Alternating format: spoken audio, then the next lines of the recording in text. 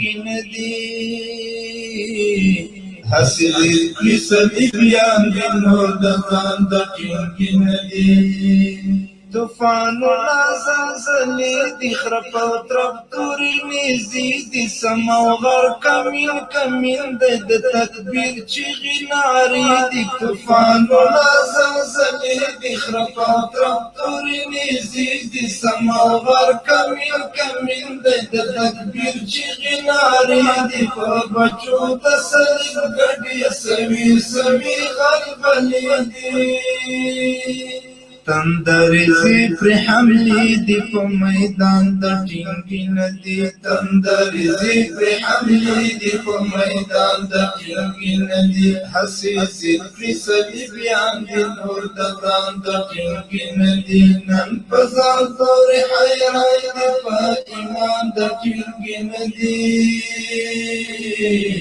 حسی زید پر صلیبیان دی نور ددان دا ٹینگی ندی چی لنگی زرواکی شوا او عصری ٹکنالوجی شوا ورسرائی دڑی ولی صلیبی امپراتوری شوا چی لنگی زرواکی شوا او عصری ٹکنالوجی شوا ورسرائی دڑی ولی صلیبی امپراتوری شوا ورسرائی مخامخ پرتی حجور او استراتیجی شوا دائماتا یقین شوا چی غربیان دا ٹینگی ندی دائماتا یقین شوا چی غربیان دا ٹینگی ندی حسی زید کری صلیبیان دی نور دا زان دا ٹینگی ندی نن بزان دور حیران دی پا ایمان دا ٹینگی ندی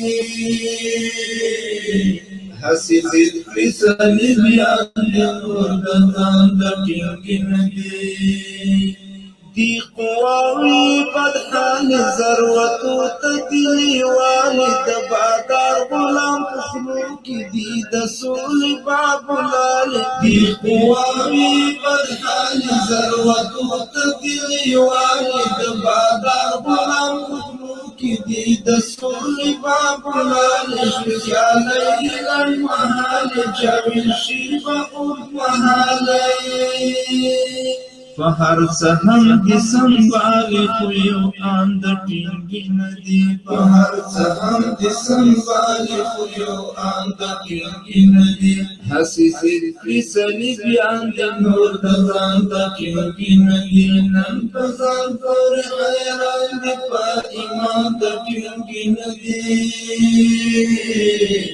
حسی زید کری صلیبیان دی نور دا زان دا ٹینگی ندی دا چه سوالا پزاری دا خوبونگو سپینا مانی تقریراتن کمو دا جنگ مناصری اگدا کڑی دا چه سوالا پزاری دا خوبونگو سپینا مانی تقریراتن کمو دا جنگ مناصری اگدا کڑی دا ہر بدر کی مغازیانو کبری کی کو مریدا اوس پرزمکاس راس پیدا په هیڅ شان د ټینګی ندی اوس پرزمکاس راس پیدا په هیڅ شان د ټینګی ندی حسی ذکر صلیبیان دی نور د ځان د ټینګی لایف شیر کې ملګری ځان تور حیران د په ایمان د ټینګی ندی حسی ذکر صلیبیان دی نور د ځان د ټینګی ندی لبعو جولو زوالی برخنک ود دجالی عبدالله برینا چلو بی وشمی پا کمالی لبعو جولو زوالی برخنک ود دجالی عبدالله برینا چلو بی وشمی پا کمالی برونی برود یاد امنان دا سر یوشالی دا څوشول په مورالیم حیران د ټینګی ندی دا څوشول په مورالیم حیران د ټینګی ندی حسی ذکر صلیبیان دی نور د ځان د ټینګی ندی نن په ځان پر حیران دی په ایمان د ټینګی ندی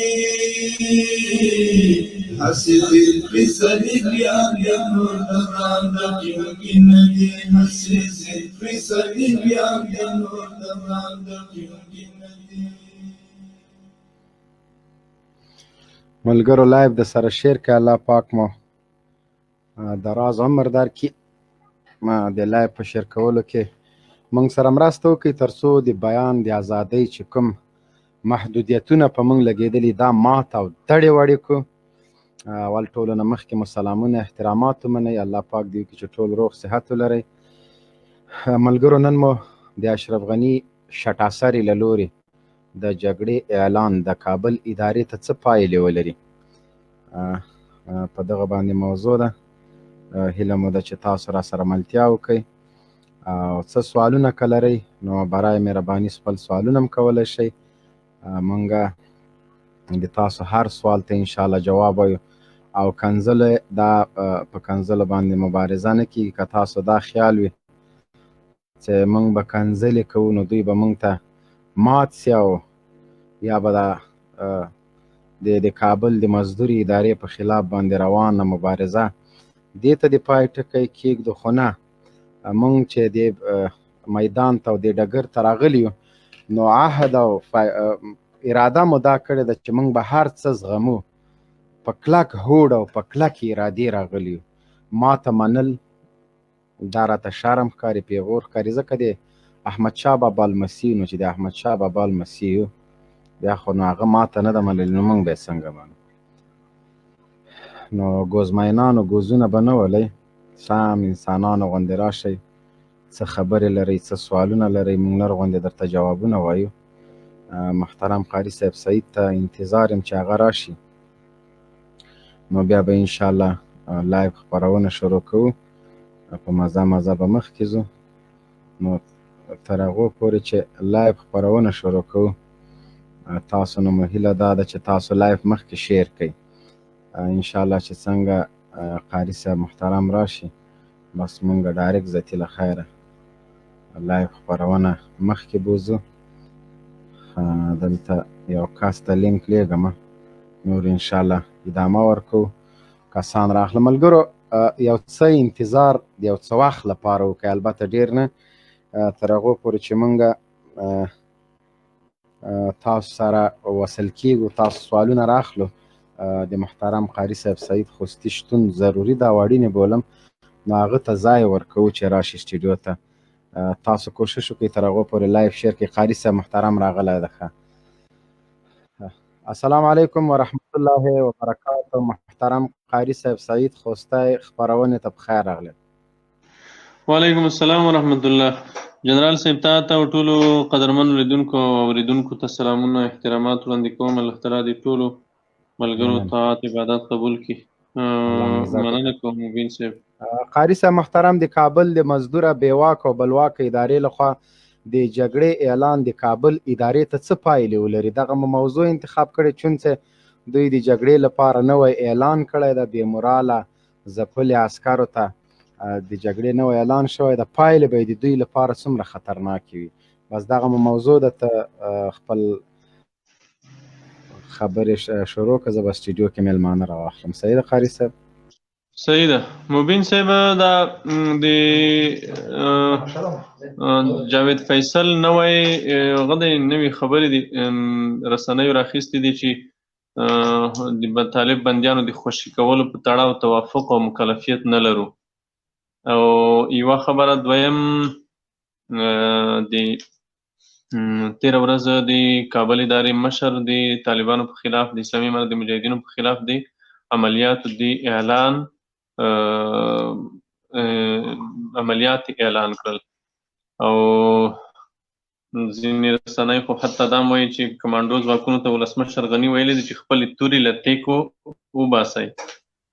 دغه د بالیووډ او د هالیووډ فلمونو اکټونه یې کړي دي ورته. نو د جګړې اعلان د کابل ادارې د مشر له لورې دا یو متوقع حالت و، یعنی ډېر توقع د دې کېده ځکه دا سړی په دا بریدونه چې و د داعش له لورې بریدونه، معمایي بریدونه او بیا د دوی له لورې د جګړې اعلان دا یو زنځیري حالت دی، دا د دوی مخکې تنظیم شوی حالت و چې دوی غوښتل چې اول داسې بریدونه رامنځته شي، د بریدونو نه وروسته بیا دوی د جګړې اعلان وکوي، خو دغه جګړه به د دوی په زیان تمامه شي.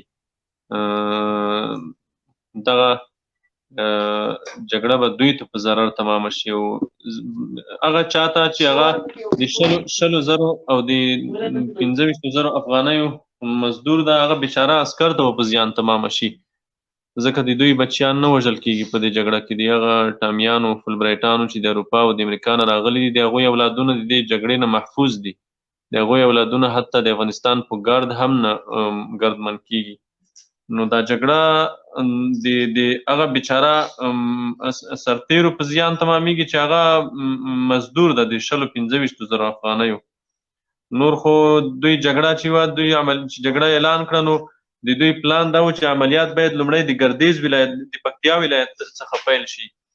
نو الحمدلله د اسلامي امارت مجاهدینو په دوی باندې وار د سره کړو او په پکتیا ولایت کې په ګردیز کې نن په استشهادي برید کې د دوی لسګونه سرتیري مړه او ژوبل شول، چې بیا هم دوی ته یو خبرداری ورکول دي چې که چېرته تاسې د جګړې په ژبه خبرې کوئ نو موږ بیا جګړه هم زده ده.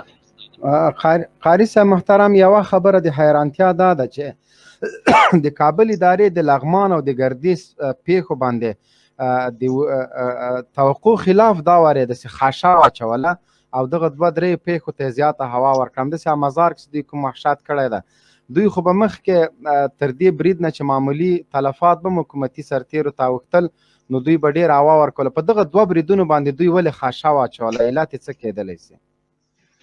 علت دا دی چې دوی خو مخکې ولیدل په دا څو وخت کې چې د کابل ادارې نظامیان ووژل شول، ډېر زیات ووژلی شول او رسنیو هم ډېر زیات کوریج ورکړو. دغه د تړون نه وروسته رسنیو دا جګړه ډېره ګرمه کړه. که تاسې فکر وي رسنیو به هر برید خپرولو او تلفات هم زیات خپرول. په تېرو 19 کلونو کې دا لومړی ځل و چې دوی د بریدونو تلفات دقیق خپرول، نو جګړه رسنیو تیزه کړې وه او دوی ولیدل چې د دې سره سره هم کوم تغییر رامنځته نه شو، نه نړیوال راوپارېدل، نه امریکا راوپارېده، نه د تړون د ماتېدو خبره چا وکوله، نه د دوی دپاره د جګړې بهانه په لاس ورتله، ځکه چې خو نظامیان دوی هم جګړه کوله، طالب هم جګړه کوله، دوی ساحې نیوې، نفوذ یې پراخولو چې امریکایانو ته نړیوالو ته هم دا معلومېده. په الیشنګ 2 ورځې وړاندې د لغمان په الیشنګ کې چې دوی باندې کوم برید وشو هغه د دوی تعرض کړی و، دا امریکایانو ته معلومه شوه، ټول دنیا ته معلومه شوه چې دا تعرض و، دوی په تعرضي حالت کې وو. نو هغه شي کوم هغه مؤثر تمام نشول، نو دوی راغلل دغه ډول استخباراتي بریدونه یې وکول، ملکیان یې ووژل چې ګوندې په دې سره دغه د دوی باداران متحرک شي، وخوځېږي او په حرکت کې راشي او د افغانستان نه د وتلو پلان لغوه کړي او دا تړون نقض شي او د هغې نه سمدستي وروسته دوی راځي د جګړې اعلان هم کوي، ځکه دوی پوه شول چې په هغه مخکینی حالت کې دوی کامیاب نه شول. دوی یو دسیسه‌یي او توطیه‌یي بریدونه تنظیم کړي وو چې په کابل کې برید وشو، بیا په ننګرهار کې برید وشو او د برید نه سمدستي وروسته د کابل ادارې چارواکي راځي پړی په طالبه چې بیا دوی راځي یوه ورځ وروسته د جګړې اعلان کوي.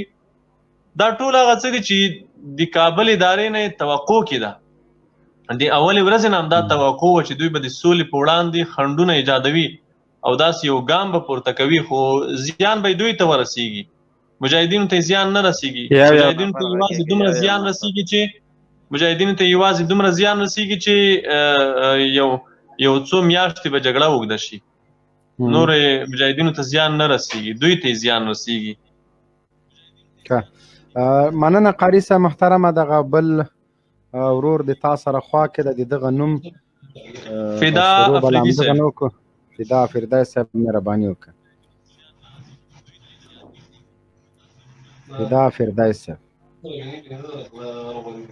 مایک د خلاص که فدا افریدی. فدا افریدی ښه دا به زه کته کړم تر هغو پورې چې بل ملګری خبره وکړي.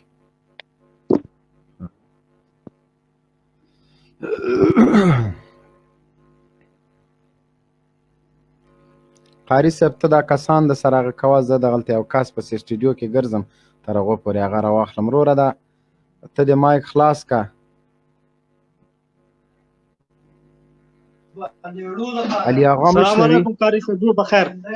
وعلیکم سلام، جوړ تازه تک کړه. یو دوه سواله مې درلودل قاری صاحب. سید خوستی نه مالک مهرباني موږ ته وکړه. جواب کړي. مهرباني. قاری صاحب دا کوم حملات چې وسول دا تاسو وایي چې موږ نه دي کړي دي او دا داعش کړي دي، دا داعش ډله چا جوړه کړې، دا له چا سره تماس لري، دا له کومه خوا راغلې؟ بل سوالونه مو زر زر کوئ تر څو سټډیو کې زیات کسان یو جواب سوال راکړي، بیا د بل سوال جواب. نه بیا د کته کوم وروره، بل سوال به بیا پاتې شي. نه خو زه هم یو جواب هغه سي سړی نه دواړو سوالونه وکړه قاري صاحب به ځان سره واخلي، بیا تا کته کوم بل کس اخلم ورور. قاري صاحب غږ درځي؟ قاري صاحب ولاکه موږ سوال مو اورېدلی. قاري صاحب صحیح پوسټای ویان صاحب تاسو دویم سوال هم وکوئ بیا به زه جواب درکم.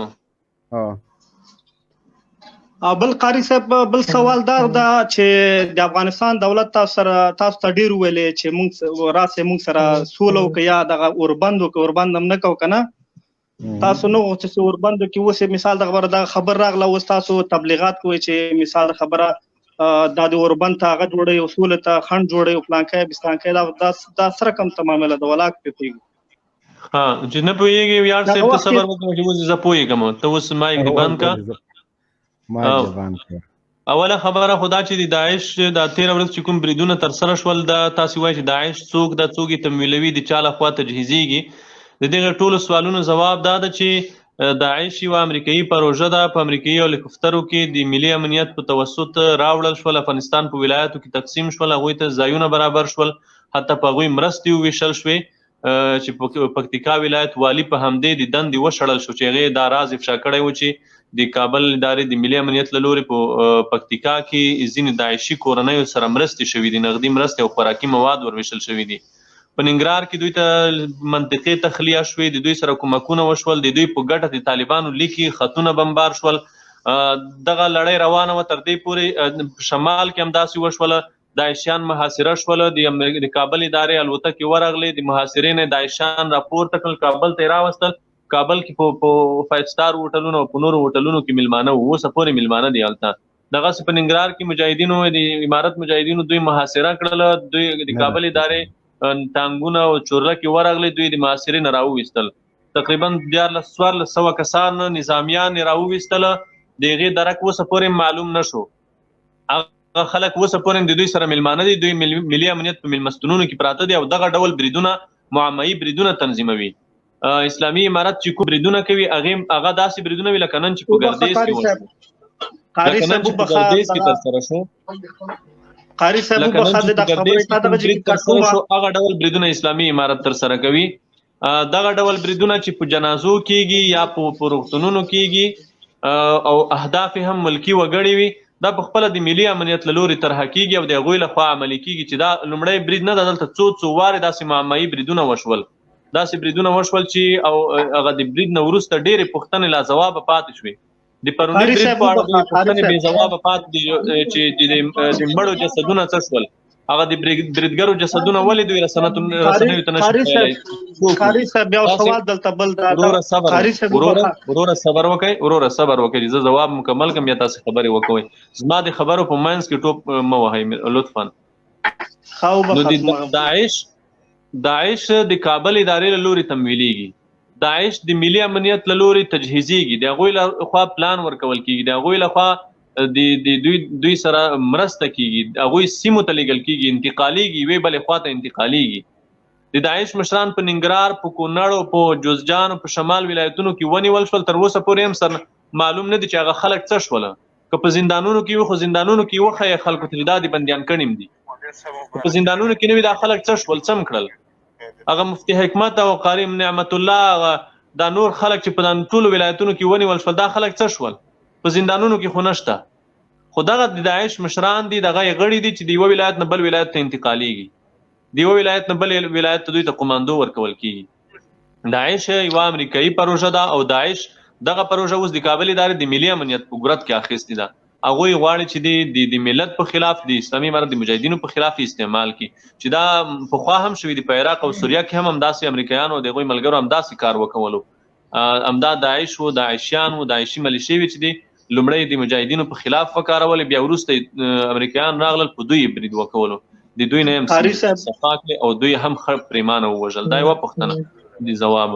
دویمه خبره دا وروره تا د کابل ادارې سره د اوربند یا د سولې په اړه خبرې وکولې، دا خو څو وارې تکراري پوښتنې دي، څو وارې ځواب شوي دي، خو زه به لنډه دومره درته ووایم چې د کابل اداره د تړون د لومړۍ ورځې نه د هغه ورځې نه چې تړون لاسلیک شوی د دوی فورا د تړون نه وروسته د تړون مخالفت وکول او د بندیانو د خلاصون په وړاندې کلک دریځ ونیو چې بندیان موږ نه خلاصوو.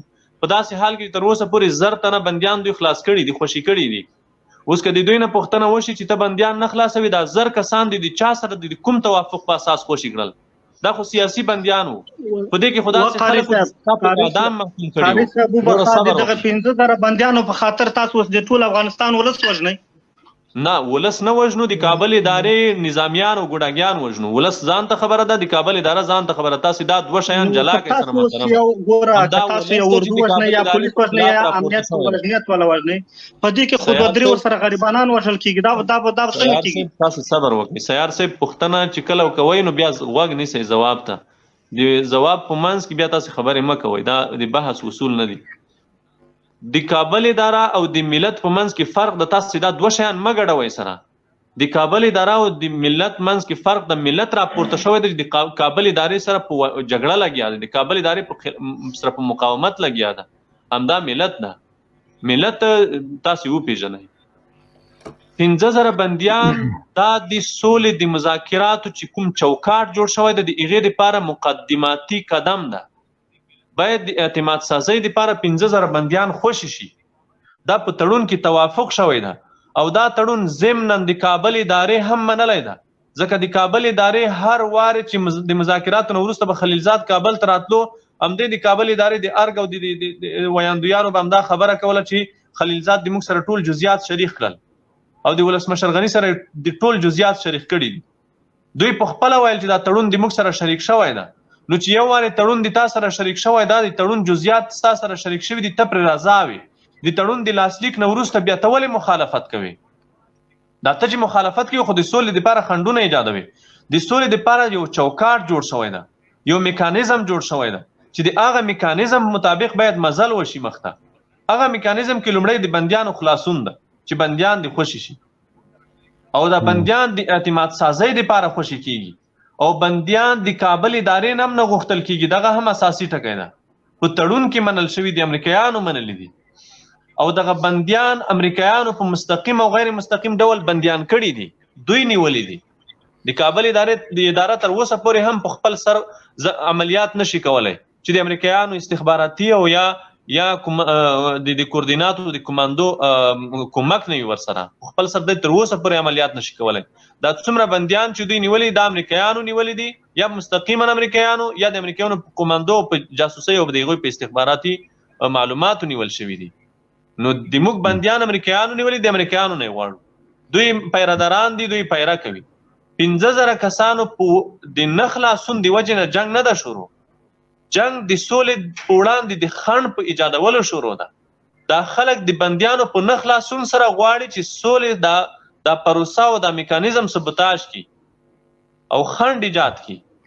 بل قاری صاحب د ډېره ساده خبره وکړه، وای تاسو ته بندیان 15000 بندیان دومره بندیان خو موږ ته مهمه ده د کابل اداره د قصه کې نه دي.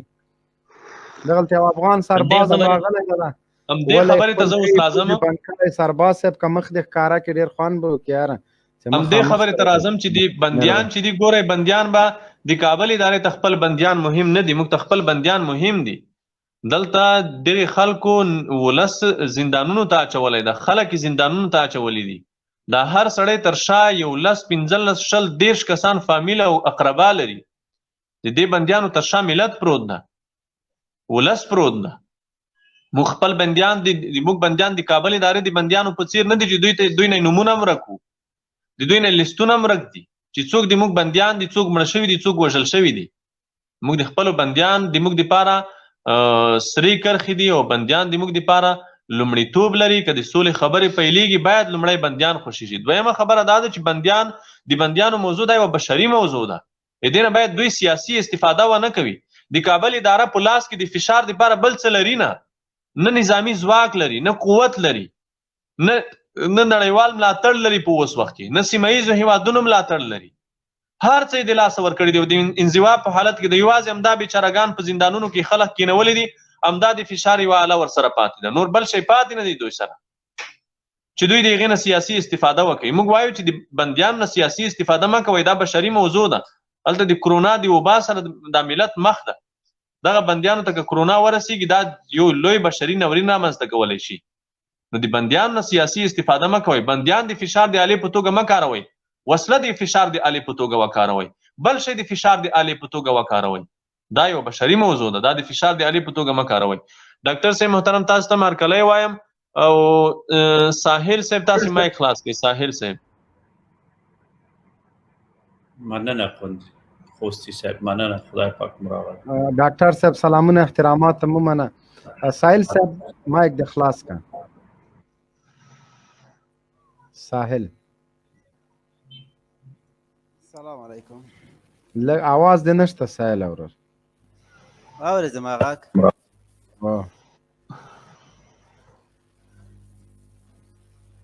اوس زما غږ اورئ؟ هو غږ دی اورم. ښه، زه داسې یو پوښتنه کوم تاسې نه چې د مسلمان وزن په کوم کتاب کې روایت لري؟ ښه، بله پوښتنه؟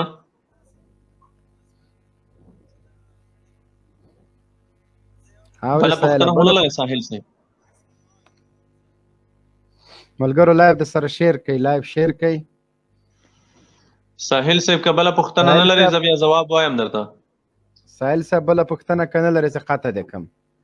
یوه بله پوښتنه هم دا چې دغه پیښه چې په کابل کې وسوله، دا ماشومان چې پکې شهیدان سول، دا خو تاسې وایئ چې دا د مونږ کار نه ده، خو د 80% خلک دا باورمند دي چې د طالب و داعش ټول یو دي، سره یو لاس ده. سروې دې چېرته کړې ده؟ ولې 100% نه وایې؟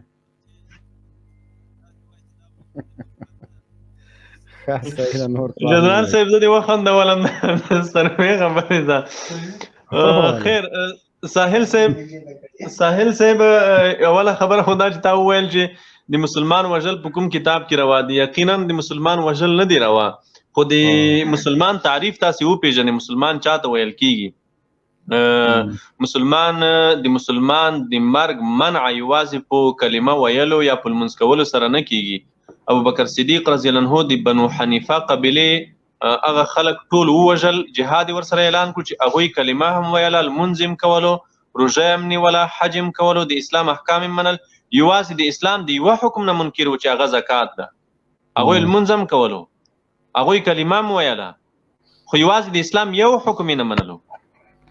د اسلام حکم، اسلام د فقه او د شریعت د کتابونو لیکلي دي چې که چېرته یو څوک د اسلام د یوه حکم نه منکر شي، که چېرته په یو کلي کې یو څوک یوازې د اذان نه منکر شي، دا یو مثال درته وایم، د اذان نه منکر شي چې موږ اذان نه کوو، نور د دې خلکو سره جهاد فرض ده.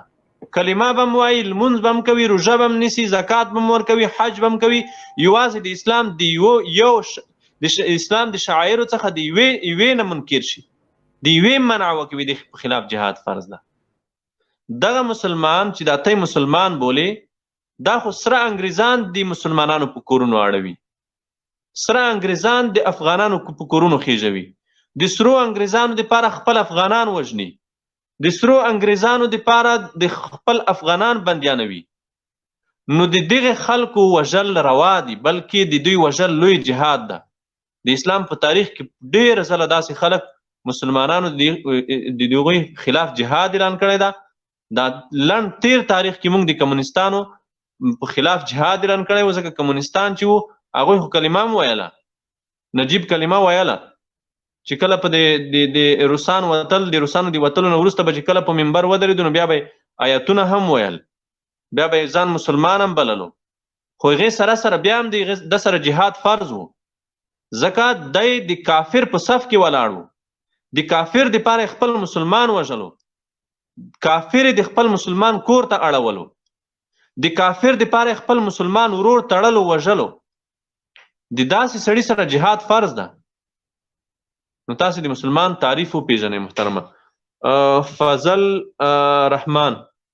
فضل رحمان سلام علیکم.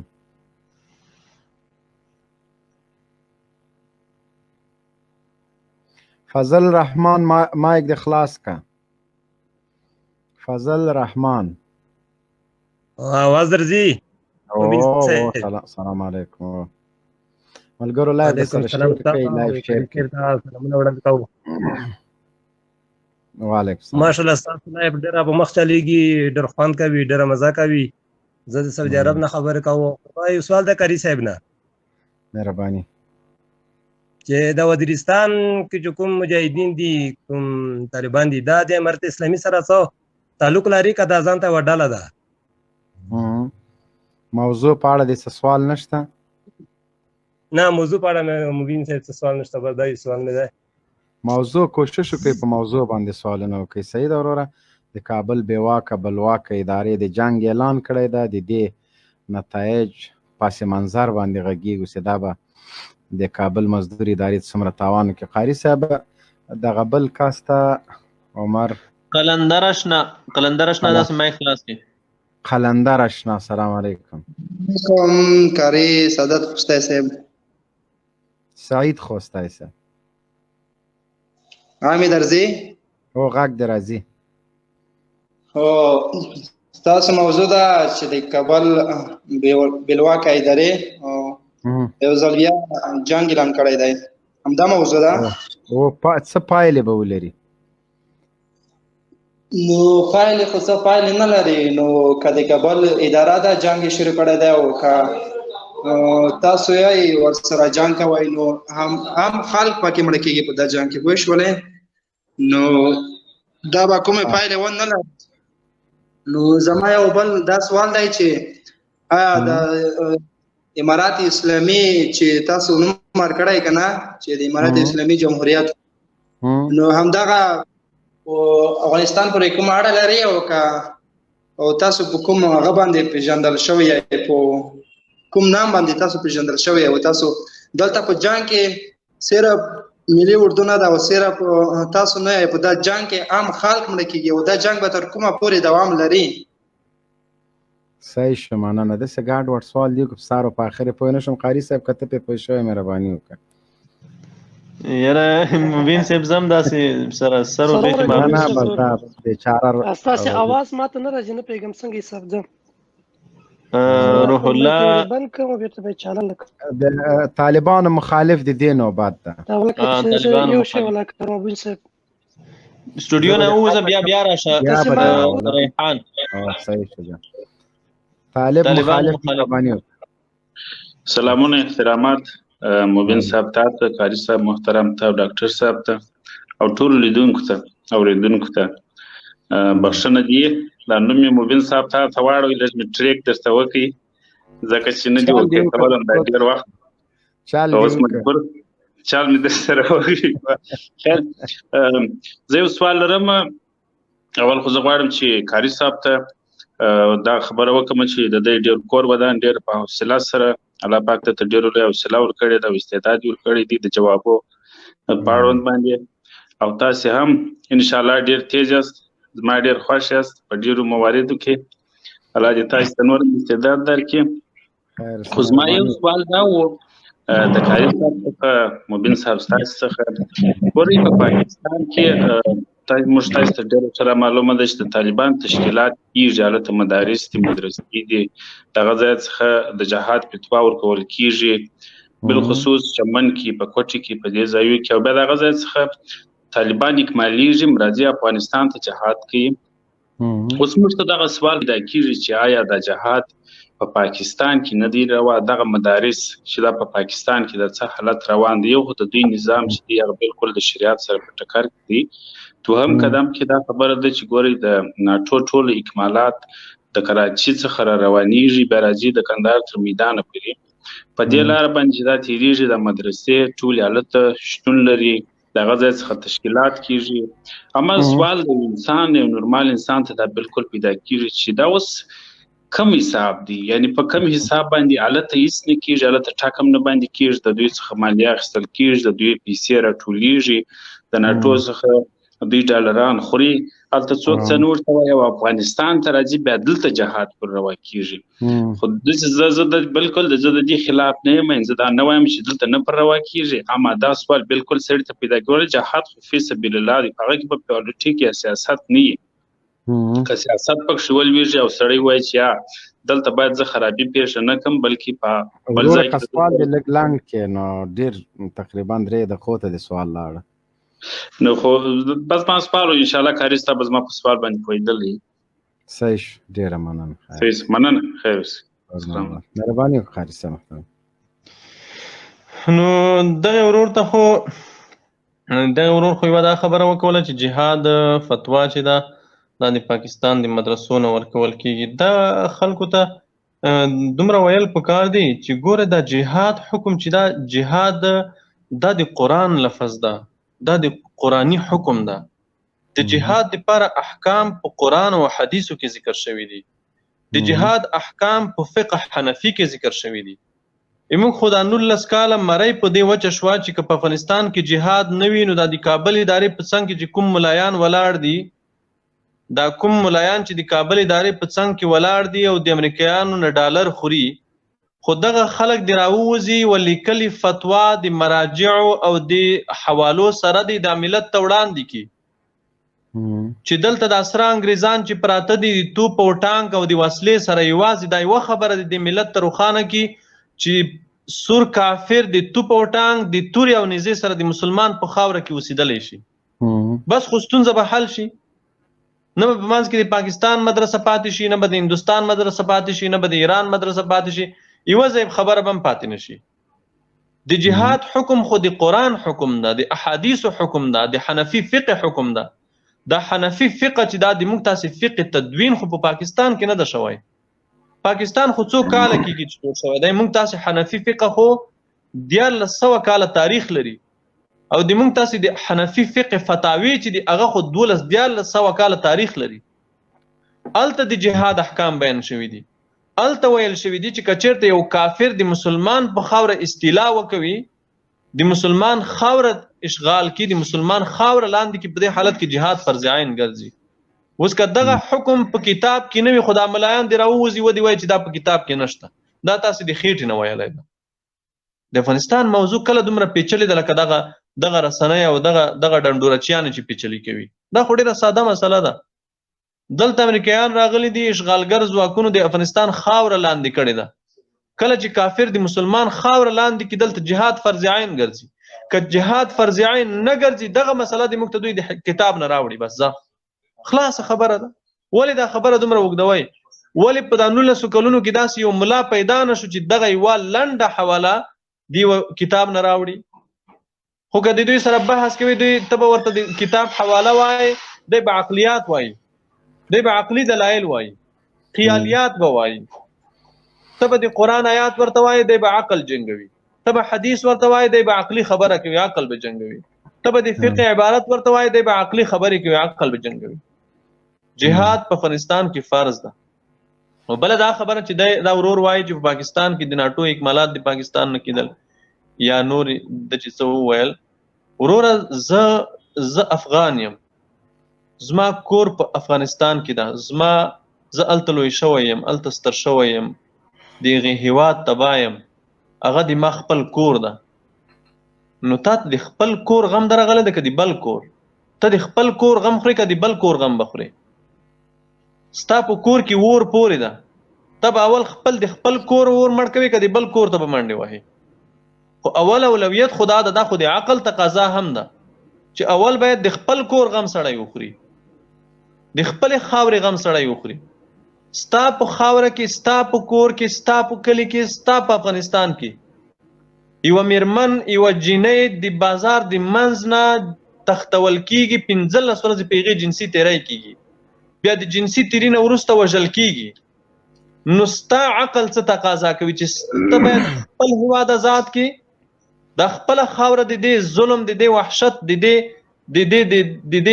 دې ظلم څخه خلاصه کړه، د بل هیواد ته منډې ووهې. ستا خپل کور کې اور پورې ده، ستا په کور کې د مسلمان ناموس خوندي نه ده، د مسلمان ځان خوندي نه ده، د مسلمان مال خوندي نه ده، د مسلمان سر خوندي نه ده. که خوندي وي خو تاسو ووایئ په افغانستان کې د مسلمان سر، ناموس، مال، عزت خوندي ده؟ دا 4 شیان دي: سر ده، مال ده، ناموس ده، خاوره. دا 4 شیان په افغانستان کې د یو مسلمان خوندي دي. که خوندي دي د امریکایي غلام خوندي دي، د هغه چا خوندي دي د کابل ادارې مزدور ده، د امریکایانو مزدور د کابل ادارې غړی ده. د دې نه بغیر د کوم مسلمان دغه 4 شیان په دې خاوره کې محفوظ دي؟ نه دي محفوظ دي چا هم. نو ما ته خپل کور مهم ده. ډاکټر صاحب ته هم لږ وخت ورکړو. ډاکټر صاحب مایک د خلاص که مهرباني وکړه، موضوع باندې را سره خبرې ډاکټر صاحب مهرباني وکړه. ډاکټر صاحب اشرف غني د جګړې اعلان کړی ده 13 ورځې د داعش د معمایي بریدونو نه وروسته د جګړې اعلان وکولو. السلام علیکم ورحمت الله وبرکاته. پوښتنه خو دلته داسې ده چې د اشرف غني څه وخته جګړې درولې چې اوس اعلان کړی، خو دی چې هغه ورځ نه د امریکا په ټانګونو راغلی تر اوسه دی د تجاوز په حالت کې ده. دا یو بل معما او دروغ ده چې هره ورځ اعلانوي چې موږ خو اوس مخکې په دفاعي حالت کې یو او اوس د تجاوز په حالت کې. دا خو سره یو سیر دا دروغجن سړی چې هغه حافظه نه لري. ما د ده بیان نن تمام ورځ د سحر نه 2-3 ځلې هغه ما تعقیب کړ او د ده د خبرو په متعلق مې یو څه پیدا کړ. غواړم هغه ته که 1-2 دقیقې اجازه راکړئ قاري صاحب، بیا پاتې شئ. زه تاسو نه څه پوښتنې لرم، دا د پوښتنې د خلکو دي، خو زه به یې تاسو نه مطرح کړم. او خپل ورونو نه زما هیله دا ده چې تاسو دغه یو سوال بار بار ما شروع کوئ. موږ د افغانستان یو، د افغانستان تبع یو او افغانستان کې علما وجود لري. موږ مسلمانان یو، په مذهب د امام اعظم رحمت الله علیه یو او په فقه باندې علماونه پوښتنه وکړي. دا بار بار قاري صاحب تاسو ته وایم، هغه یو سوال چې امنیت ملي تاسو ته درکړي بار بار تکراروي، دا مه کوئ.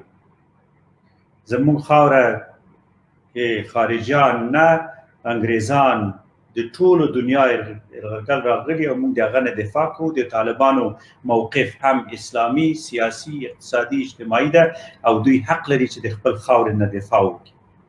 دا بار بار دغه سوال تاسو مطرح کوئ، بیا دا سوال راوړئ، بیا پوښتنه مطرح کوئ، بیا یې راوړئ.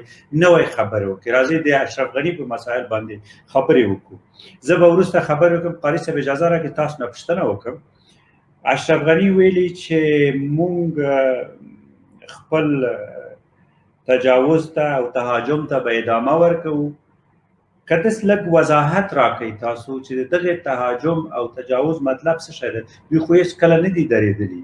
لږ وضاحت د خلکو ته ورکړئ او په همدغه متعلق قاري صاحب 15 دقیقې 6 دقیقې خبرې وکړئ. دې موضوع نه مه وځئ او که کوم وروڼه چې بل رقم پوښتنې لري هغه د وروسته مطرح کړي. مننه.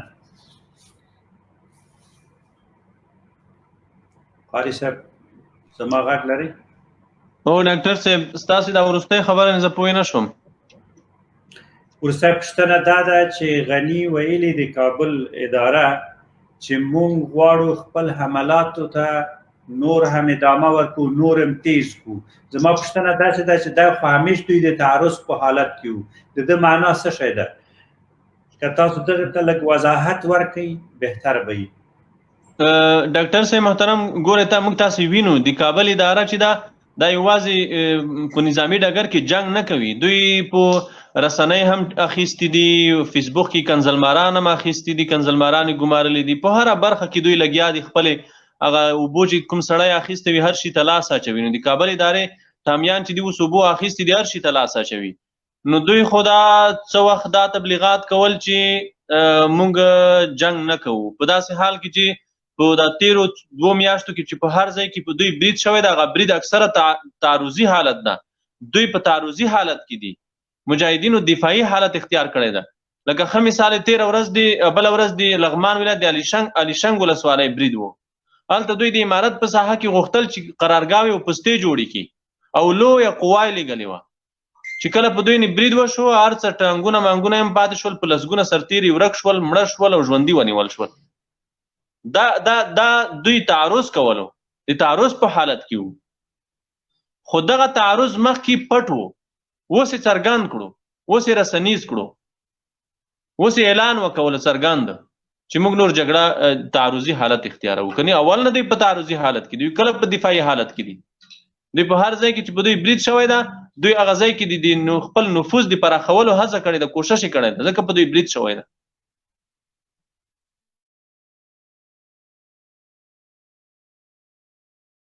مبین وروره دغه مخالفین و چاته و هغه خلک مسنجر عمر وروره مایک د خلاص کا عمر صافی السلام علیکم وعلیکم السلام خیر قایص جوړ سید خدای الحمدلله قایص زما لنډه پوښتنه ده پوه چې تاسو موضوع دا چې اشرف غنی د جنگ اعلان وکړ کنه نور دا جنگ اعلان چې اشرف غنی اوس کړی ده نور دا شل کاله مخکې پاکستان تاسو سره دا جنگ اعلان کړی چې تاسو ډیر مجاهدین وروره وجلې ده او تاسو مشران باندې زولنې او دا بندیخانه ته کې دا ملا برادر په بندیخانه کې بندي بیا وروره خوشی شو قطر ته لاړو بیا وروسته د سولې نه قریشي ته غېږ هم ورکو نور دا څنګه وروره تاسو دین اسلام د چې دولت سره جنگ اعلان او پاکستان سره سوله اعلان غېږ ورکې ورته ولا فرین نور دومره ظلم چې پاکستان تاسو سره کوي د پوه چې دا افغانستان ولا کې تاسو سره کړي آفرین تاسو مشران ژوندۍ کولې د پوه چې عمر صافی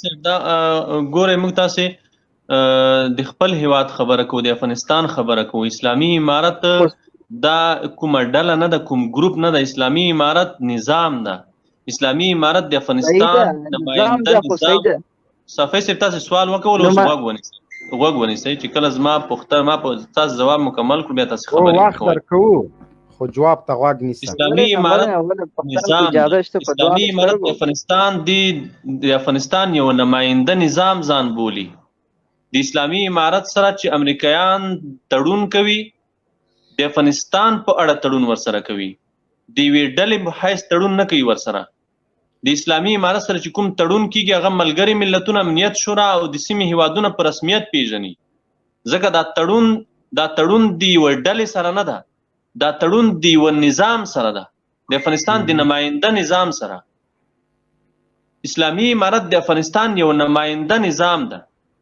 اسلامي امارت ته د دې هیواد او د دې ملت علیا ګټې مهمې دي که چېرته اسلامي امارت ته خپل شخصي فردي ګټې مهمې وای نو بیا به شاید د خپلو مشرانو یا د خپلو افرادو انتقام له ډیرو څخه اخیستی وای اسلامي امارت هغه د CIA هغه ملیشو ته هم عفو کوي چې د اسلامي امارت مجاهدین لومړی ټوک ټوک کړل بیا په ټنګونو پسې وتړل اسلامي امارت د CIA هغه وحشي ظالم روزل شوی قاتل ته هم عفو کوي چې یو بیچاره افغانی په ماین کېنولو او ټوټې ټوټې کړو ولی ځکه اسلامي امارت ته فردي ګټې مهمې نه دي اسلامي امارت ته د ملت علیا ګټې مهمې دي که چېرته د دې ملت دپاره ګټه دا وه چې د پاکستان سره د ټکر وشي د پاکستان نه د انتقام واخیستل شي یا د ایران نه واخیستل شي یا د بل هغه هیواد نه واخیستل شي د امریکایي اشغالګرو سره مرسته کړې ده بالکل به یې واخلي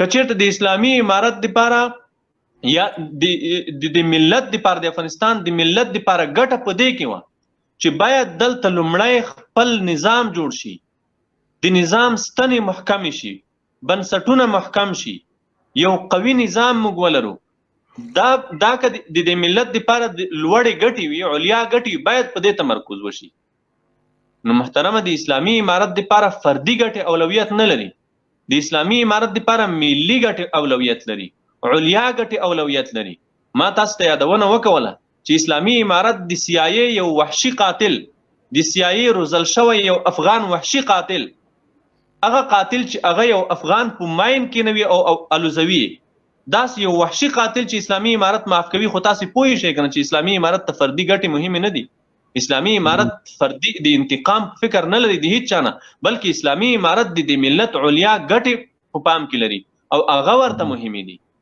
د ملت علیا ګټې چې څه ایجابوي، چې څه تقاضا کوي، په هغې باید عمل وشي. فردي ګټې یا فردي انتقامونه هغه که د هیواد په داخل کې وي یا د هیواد د باندې وي، هغه اسلامي امارت ته مهم نه دي. اسلامي امارت یو ډله نه ده، اسلامي امارت یو نظام ده، د نظام په حیث تبارز کوي او د نظام په حیث ارزاندام کوي. بالکل.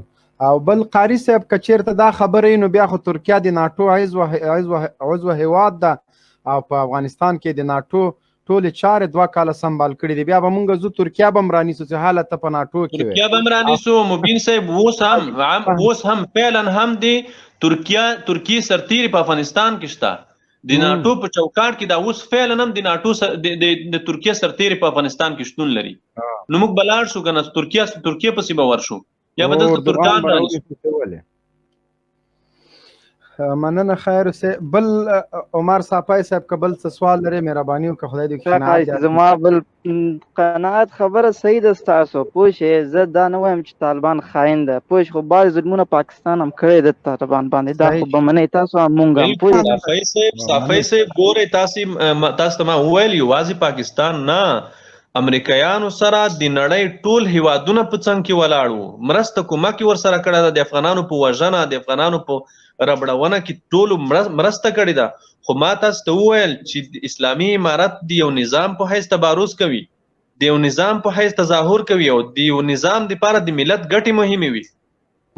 موږ علیا ګټې څه ایجابوي چې موږ باید د چا نه انتقام واخلو، چا نه یې وانخلو، او د موږ لومړیتوبونه باید څه وي، په دې باید وغږیږو. د ملت دپاره لومړیتوب څه دی صافی صاحب؟ د دې دولت نه او د نجیب دولت نه دغه طالبان دولت خو زه دا دې باندې زم قانع یم او زما چې څومره مشران د هغه هم قانع ده. پوه شئ ولې چې هغه وخت خلک وږی نه و، امن نه و، مونږ ته مهم امن ده. پوه شئ مونږ نه اشرف غني غواړو نه بل ولاکه یو زموږ په درد وخوري، مونږ ته امن مهم ده. پوه شئ صافی صاحب زه به یو وضاحت تاسو ته وکړم. صافی صاحب نه پوهېږم چې ستاسې عمر به څومره وي، خو که چېرته تاسې په خپل کلي قوم کې د سپین ږیرو د مشرانو نه پوښتنه وکوئ د طالبانو د نظام او د اوسني وخت د طالبانو په نظام کې طالبانو د هغه وخت د غوښتنې د افغانانو د هغې وخت غوښتنې پوره کړې وې، هغه وخت کې چې د افغانانو کوم حوایج و هغه یې پوره کړي وو. په ټول افغانستان کې څوک له لوږې نه دي مړه شوي. یو چا په افغانه پیغله جنسي تیری نه ده کړی، یو چا افغانه پیغله موټر ته نه ده پورته کړی چې 15 ورځې یې ورکه کړې او په هغې جنسي تیری کولو. یو چا د افغان ننګ ناموس عزت ته په کږو نه شول کتلی. د ارګ په 2 مترۍ کې خلک له لوږې او له یخنۍ نه مړه کېدل. دا هغه شیان وو چې اسلامي امارت پر افتخار کوي او د کابل اداره سره د ټولو امکاناتو. تاسو د کابل په ښار کې ګورئ، د کابل په ښار کې تاسې د ارګ په 2 مترۍ کې تاسې د غلو کاروانونه وګورئ. کابل په ښار کې د ماسخوتن د ماښام د تیارې نه وروسته ته سفر نشي کولی، غله دي لوټي یو غل له زندان نه قاري صاحب د لومړي مرستیال په ضد د زرې موټرو کې تر کوره بدرګه کېږي. حیران پاتې سئ. کوره بدرګه کېږي، یو سړی نیول کېږي، هغه د لنډغر چې ونیول شول دلته خیاطانو بیا قسمونه قرآنونه هم خوړل چې که چېرته دی خوشی شو یا مې بندي نه کړو زه بیا بیخي مبارزه نه کوم. تاسې به لیدلي وي هغه ویډیوګانې. بنګړي اچوي مونږ هر څه باندې پوهېږو. پوه شئ مونږ هغه باندې پوهېږو چې کله پاکستان ملا عمر ته ویل چې مونږ سره تړون وکړه افغانستان مونږ باندې خرڅ کړه، ملا عمر ورسره ونه منل. طالبان چې دا خاین نه ده. پوه شئ خو اوسنی حالت پوه شئ اوسنی حالت داسې شوی ده چې هر څوک پوښتنه وکړي ولې طالبان په افغانستان کې مشران نه راځي، ولې په کوټه شوره، ولې په پېښور شوره، ولې په قطر شوره. مشران دا شیطان کېږي، دا والیان دا غټ خلک په افغانستان کې دا افغانستان کې ویستل سل شهیدان سو که دا پاکستان کې. عجیبه منطق نه دی د خلکو. ملا سلام چیرته شهید سو، ملا منان اخوند چیرته؟ صافی صاحب تاسې بل پوښتنه نه لرئ؟ دا اخ وطنه ورور چې دی دغه به مایک خلاص کړي. اخ وطنه مهرباني وکړه.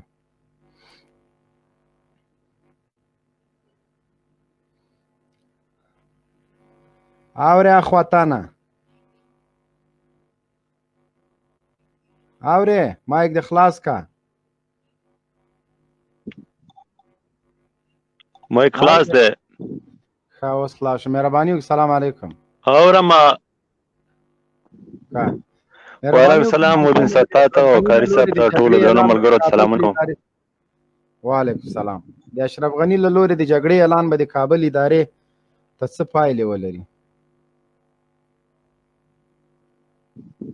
مبین صاحب ما څه پوښتنه چې دا لیږه له موضوع څخه وتلې ځکه چې ما مخکې کوشش کولو چې زه راشم خو پوښتنه کولی شم چې دا موضوع نه وتلې خبره و یوه پوښتنه موضوع باندې وکړه دوه یې له موضوع نه دې باندې وکړه. زه مبین صاحب ما کاري صاحب نه دا پوښتنه کوله چې آیا په دین کې چې 100 کاله وتلي یا 100 کاله وتلي چې کوم ځمکه یو مثال یې در واخله کړه کوزه پښتونخوا چې د انګریزانو لخوا نه الغال شوې وه چې اوس هم د هغه غلام پوځیان په هغه باندې حکومت کوي څه فرق یې شته او که نشته د دین مسحله کې؟ بله او بله پوښتنه مې دا ده چې تاسو په طالبانو سره د پاکستان لاس ردوي او که نه ردوي که ردوي بیا زه به بیا یو څو شواهد درته وښیم کېدای شي تاسو یاره که دا شواهد دي وښودل درته به دې مونږ هم لږ زړه تسلي وکړي یاره دا څه رقم شواهد دي. زه دا تاسو ته وایم چې کاري صاحب ته ټولو ته چې آیا دا مجاهدین چې دي د زمې د چیرې دي؟ زمې خپل کور کې چیرې شواهد مکه سره دی چې مکه شپږ کاله مې د مجاهدینو سره جهاد کړی د جهاد کې وم هغه وخت چې کله ما څه ولیدل نه همدا اوس نو ما خپل ټوپک په ځمکه همدې له وجې کېښوسته اواګه څه شواهد نه وروره تاسو دوه پوښتنې وکولې اوس صبر وکوئ چې زه تاسو پوښتنو ته ځواب ووایم. اول تاسو د کوزي پښتونخوا خبره وکوله نو دغه سوال خو څو وارې موږ ځواب کړی د زه وایم په دې به نور سر نه خوږوو. د کوزي پښتونخوا نه مخکې د موږ تاسې خپله خاوره اشغال شوې ده. لومړی باید خپله خاوره ازاده کړو. دغه خاوره چې موږ تاسې پرې پراته یو هغه خو 100 کاله پخوا اشغال شوې ده. دغه خپله خاوره مو دا 19 کاله کېږي چې اشغال شوې ده. نو اولویت دا ده چې دا نږدې چې اشغال شوې ده دغه خاوره ازاده کړو. هغې نه وروسته بیا د کوزي پښتونخوا په اړه خبرې کوو. او دویمه خبره ده چې تاسو د پاکستان خبره وکوله. پاکستان نه تاسو وایئ چې مجاهدین پاکستان ته ځي نه پاکستان ته نه اسرائیلو ته ځي. په ژمي کې اسرائیلو ته ځي تل ابیب ته ځي. خو اوس خبره کوو چې تل ابیب ته ځي ته یعنی په کوم منطق دا غیر مشروع بولې. نو که تل ابیب ته اسرائیلو ته فرض کو چې دغه مجاهدین په ژمي کې تل ابیب ته ځي د اسرائیلو پایتخت ته ځي ژمی هلته تېروي نو خو ته عدم مشروع دلته خو موږ جهاد کوو. جهاد فرض ده. اوس ته ماته د کتاب نه حواله ووایه چې اسرائیلو تل ابیب ته د مجاهدینو تلل نه دي جایز. کنه زه به بیا تا ته حواله ووایم چې د اسرائیلو تل ابیب ته هم تلل جایز دي د مجاهدینو دپاره. او یوه خبره یوه غوښتنه مې دا ده محترمه چې عقلي خبرې به نه کوې. جهاد د کتاب حکم ده، جهاد د اسلام حکم ده، جهاد د فقه حکم ده. ته چې کله د جهاد په اړه خبرې کوې نو بیا به د کتاب حواله وایې. د خېټې نه به هم نه غږېږې او د هوایي خبرې به هم نه کوې. خیالي خبرې به نه کوې، د کتاب خبرې به کوې. کاري صاحب محترم بخیر دغه نوره خبره به تېر شو.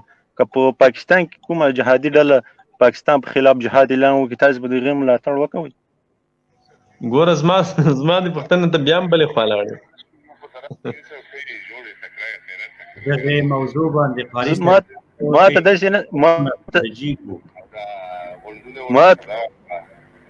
داسې نه ده چې دا نظام خوند راکوي یا د اشرف غني نظام ما ته خوند راکوي.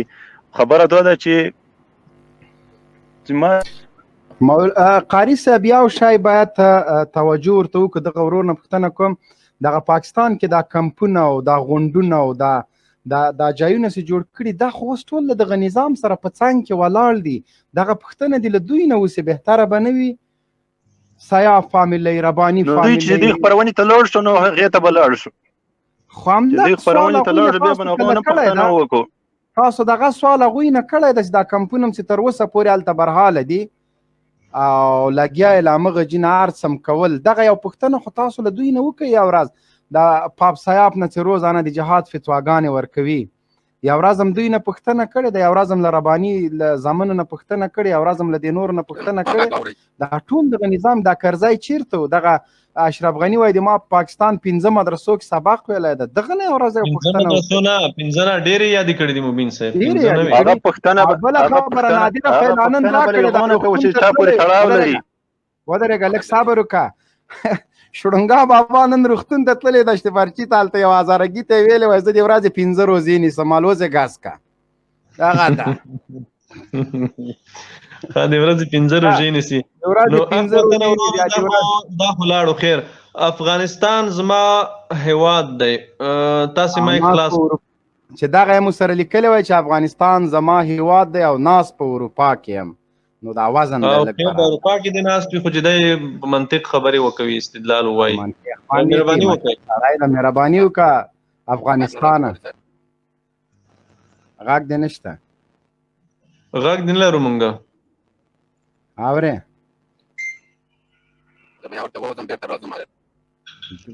هسې نه چې همداسې لاړ سي تاسو سره لږ د مونږ کار ده وروره. لاړ نه شي محترمه چې لږې خبرې وکړو. تاسې سټوډیو نه ضرور کار ده. ته دې ډاکټر صاحب مهرباني وکړه زه به دلته تر هغو پورې لالټین مه بلوه. څه شی نه بلوه؟ نه لږ لږ دا خلک خو زه لږ پېژنم که نه، لږ لږ یې باید راتاو کړو. نه دغه ښه سره به خبرې وکړو بیا یې راواخله. افغانستان زما هیواد دی. ریحان جویود محترمه تاسې ما خلاص کړئ.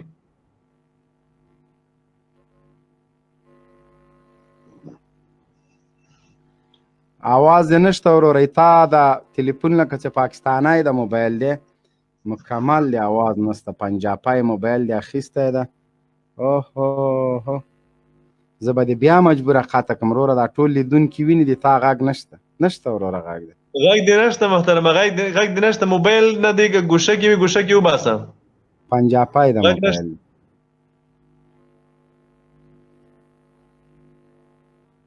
غږ دې موږ نه لرو. ښه دا زه بیرته راخلم. دا مخکې لایف کې هم دغه ستونزه درلودله، بیرته دې راخلم. یعقوب خان احمدزی صاحب. یعقوب خان احمدزی صاحب مهرباني. السلام علیکم. وعلیکم السلام. قاری صاحب او مولا صاحب ټولو ته سلامونه. ملګرو دا لایف خو د سره شیر کوي، ګوته لمده کوي، بس شیر کنې خیرا درته کومه ګوره. تا مهرباني وکړه احمدزی صاحب. السلام علیکم. وعلیکم سلام. خیرات ده کراري ده؟ بیخي د الله فضل له مهرباني وکړه موضوع باندې را سره خبره وکړه. مولا صاحب ما خو ولاکه موضوع اورېدلې، ما د تاسې هغه ته ډېر کوشش کوو نه وصل کېدل. موضوع دغه پټه وینې په دې موبایل کې د اسره پټه روانه ده وروره. دغه کې لیکل سوي د اشرف غني له لورې د جګړې اعلان د کابل ادارې لپاره څه پایلې لري. نو اشرف غني جګړه خو په خپل ځای پرېږده. تاسې ملایان علیمان طالبان جګړه څنګه په خپل ځای پرېږده وروره؟ اوس زه د تا د جګړې درته وایي ته چې جګړه کوې ته څه یوه طرحه لرې که زه اوس اشرف غني پرېږده. اشرف غني خو اوس که په زار عمري په ګوړه یې مړ کې دا به ښه نه وي. والا چې په زار عمري مونږ وایي یعقوب خان صاحب چې جنګ بالکل ونه کې چې جنګ ونه کې افغانستان د مونږ تاسې ټول وطن ده او چې کېنې په قراره باندې او الیکشنو کې انتخاباتو کې او یې ګټې د خلکو زړه خلک تاسو ته رایه درکړي. یعقوب خان صاحب یعنې تاسې دا منئ چې اشرف غني باید په ګوړه ووژل شي؟ ښه نو صحیح ده. دا یعنې دا په دې شي کې چې موږ تاسو سره موافق یو چې اشرف غني باید ووژل شي. یوازې موږ تاسې منځ کې اختلاف په دې ده چې په دې ګوره مولا صاحب یو دا د تاسې وزل دي، یو دا وزل دي چې انتخاباتو کې وی ګټې ته د خلکو زړه وګټې ته یو ښه طرحه ولرئ، خلکو ته د افغانستان خلکو ته تاسې یو ښه طرحه ولرئ. د خلکو مونږ خو مخکې د افغانستان اوس هغه یو څو چرسیان وایي چرسې ولي وروره لږ سټاپ اخله لږ سټاپ اخله په کومو سترګو د انتخاباتو خبرې دا خلک کوي زه دې ته حیران احمدزی صاحب کوم انتخابات احمدزی صاحب احمدزی صاحب اول خو د انتخاباتو خبره چې تاسو کوئ تاسو طرح کوي او خپل طرح مبین صاحب کوي دا ورسره مبین صاحب وروره دا قاری صاحب نه جواب واوره بیا بل سوال وکړه احمدزی صاحب ته د کوم ولایت یې؟ زه د بغلان. ها د بغلان ولایت تیرو انتخاباتو کې په بغلان کې وې؟ نه زه به وطن نه باري. ها نو متاسفانه چې ته په وطن کې نه که ته په وطن کې وای بیا د انتخاباتو نوم نه اخیستو ته بغلان کې خپل ولسوالۍ ته زنګ ووهه چا نه پوښتنه وکړه چې تیرو انتخاباتو کې څه حالت وو څه وشول څه پیښ شول نو هغوی بیا تا ته ووایي د افغانستان ملت خو د انتخاباتو نه نو تر پوزې راغلی ده نور د انتخاباتو نوم چې اوري قای کوي د هغو انتخابات پرېږده که تاسې ګوره که تاسې سوله وکئ او انتخاباتو کې ځان کاندید کړئ او خپل ووټ وګټئ په قراره باندې راسئ په سمه باندې دا به ښیي او که جنګ وکړئ په جنګ یې وګټئ دا به ښیي نه په جنګ چې وګټل شي هغه به ښه وي ازادي باید په جنګ وګټل شي ازادي په انتخاباتو نه ګټل کېږي ازادي که په انتخاباتو ګټل کېدای جنګ خو د څلوېښت کاله کېږي یو نوم په بل نوم باندې افغان وژل کېږي خو دا سل کال الحمدلله وروره موږ تاسې مسلمانان یو یعقوب خان صاحب موږ تاسې مسلمانان یو موږ تاسې مسلمانان یو یعقوب خان صاحب موږ تاسې مسلمانان یو موږ تاسې د اروپا سیکولران ملحدان نه یو نه د اروپا ماده پرستان یو موږ تاسې مسلمانان یو بیا افغانان یو موږ تاسې معنویت لرو په یو دین ایمان لرو په خپل افغانیت باور او عقیده لرو د موږ تاسې لپاره اسلام او خپل افغانیت دا سره کرښه ده د خپل افغانیت او د اسلام نه په هیڅ قیمت هم نه تیریږو موږ تاسې خو د اروپا او د امریکا سیکولران نه یو نه هغه ماده پرستان یو چې بس یوازې عیش او عشرت ده ژوند د لوکس زندگی ده نور نه سرې کرښې پیژنو نه عزت پیژنو نه ناموس پیژنو نه معنویت پیژنو نه ازادي پیژنو موږ تاسې خو هغه خلک نه یو که نه موږ تاسې لپاره ازادي مهمه ده او د ازادۍ په بدل کې چې هر څومره قرباني ورکول کېږي باید ورکړل شي تاسې د نړۍ تاریخ وګورئ په نړۍ کې ملتونو اول ازادي اخیستې ده هغې نه وروسته بیا قدمونه اخیستي دي څو پورې چې موږ تاسې ازادي وانخلو مخته نه د انتخاباتو بحث باید راپورته شي نه د هیواد د جوړېدو نه د یوه شي بحث هم نه ده مهم د ټولو نه مهم د افغانستان د ازادۍ بحث ده موږ تاسې د 40 کاله په جګړه کې یو علت دا ده چې دلته پردي د کافر د کفارو د هیوادونو سرتیرې راځي د افغانانو په کورونو چاپې وهي افغانان په خپل هیواد کې وژني افغانان د 40 کاله د ازادۍ دپاره جنګ کوي یو وارې موږ د ازادۍ دپاره جنګ وکولو جنګ مو وګټلو متاسفانه چې د موږ د جهاد مشرانو ځینو مشرانو هغوی د جهاد د ارمانونو سره خیانت وکولو د جهاد ثمره م له لاسه ووته دا د دویم ځل چې کله موږ ازادي اخلو د جهاد ارمانونه هم پوره کېږي دا ځل د ملت او د جهاد رهبرانو تعهد کړی ده چې دا ځل به موږ د جهاد ثمره د موږ د لاسه نه وځي او ان شاء الله دا وخت به موږ دا ځل به موږ ازادي هم اخلو او د ازادۍ ترڅنګ به موږ په دې هیواد کې یو قوي نظام هم جوړو داسې نظام چې د هغې نه وروسته بیا بل کوم تیریګر په موږ تیری ونه کوي وروره دا 40 کاله د هیواد جنګ روان ده دا د ازادۍ جنګ ده دلته پردي لاسونه دي پردي اشغالګر سرتیرې چې په دې خاوره کې دي موږ تاسې دپاره ازادي مهمه ده موږ تاسې دپاره د ازادۍ نه مخکې نه انتخابات مهم دي نه د دې هیواد پرمختګ مهم ده نه په دې هیواد کې سړک مهم ده نه اسپتال مهم ده حتی خوراک اوبه مهمې نه دي ازادي د ملتونو دپاره تاسې په د دنیا تاریخ مطالعه کوئ د مسلمانانو نه بغیر د کفارو ملتونو تاریخ مطالعه کوئ د کفارو دپاره حتی ازادي د خوراک نه مخکې ده د اوبو د څښلو نه ازادي دوی دپاره مقدمه ده دوی اول ازادي لاسته کوي بیا ډوډۍ خوري اول ازادي لاسته کوي بیا اوبه څښي اول ازادي لاسته کوي بیا خوب کوي اول ازادي لاسته کوي بیا تنفس کوي د دې شیانو نه د ملتونو د نړۍ د ملتونو دپاره ازادي مهمه ده موږ تاسې ځمکه فضا کورنۍ او بهرنۍ سیاست هر څه د اشغالګرو له لورې اشغال شوي دي اول مهمه دا ده چې باید دا خاوره ازاده کړو دلته د امریکا سفارت باید واکمن نه وي دلته د ناټو عمومي قمنداني باید فیصلې نه کوي دلته باید د امریکا سفارت د انتخاباتو پایلې نه اعلانوي دلته باید د ناټو قمنداني د حکم نه کوي چې د دولت وزارتونه او ولایتونه 50 وویشئ دلته باید نظام په خپلواک وي، خپلواک نظام وي. خو که تاسې یو ښه طرحه ولرئ او تاسې انتخابات وکئ او ویې ګټئ، زما مقصد دا شی ده چې محترمه ته زما په خبره بیا هم پوه نه شوې، ته زما په خبره بیا هم پوه نه شوې. کله چې ستا خاوره اشغال وي ته څنګه انتخابات کوې؟ تاسو زما خبره نه بیا هم پوه نه شوې. زه تاسو ته وایم چې د اشغال په وخت کې کله چې ستا خاوره استیلا شوې ده، کله چې ستا خاوره د بل چا د واک لاندې ده، ته څنګه انتخابات کوي؟ خو انتخابات د هغه دی وکول، انتخابات دی وکول، د انتخاباتو نتایج دی وګوره چې د انتخاباتو د میلیونونه ډالر مصرف کړل. احمد ضیاء صاحب صبر وکوئ، انتخاباتو د میلیونونه ډالر مصرف کړل، په انتخاباتو د بربادۍ هم وکولې. د انتخاباتو پایله د دا شوه چې د دولت چوکۍ او وزارتونه، ولایتونه، ریاستونه د 50-50 تقسیمیږي. لیلام ده لکه بازار کې چې یو شی اخلي، لکه ځمکه چې اخلي. نو ستا د انتخاباتو پایله او پیده څه شو؟ ولې؟ ځکه تا انتخابات د اشغال په وخت کې کړي دي. ستا خاوره د بل تیریګر تر تیري لاندې ده. دلته واک د امریکایي سفارت ده، دلته واک د ناټو د عمومي قمندانۍ ده، دلته واک د اروپایي ټولنې ده، دلته واک د سفارتونو ده. موږ تاسو د پاره د انتخاباتو حتی د خوراک چې خاک د ډوډۍ د خوړلو نه مخکې مهمه لازمه ده چې موږ تاسو باید خاوره آزاده کړو.